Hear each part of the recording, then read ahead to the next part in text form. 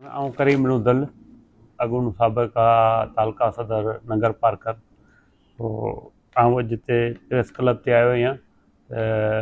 हिन खां अॻु में तक़रीबन 35 साल पीपल्स पार्टी सां पंहिंजी सचाई वफ़ादारी उन सां निभायो।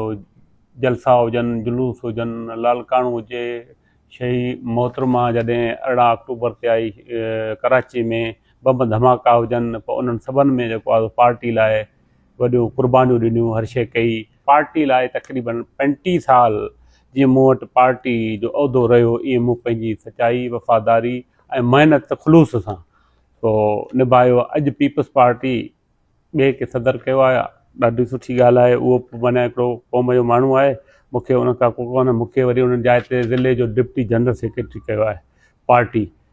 पार्टी जो उहिदो तालकी सदारत मूं वटि अमानतो, मूं उनखे पंहिंजी ईमानदारी सां संभालियो, निभायो।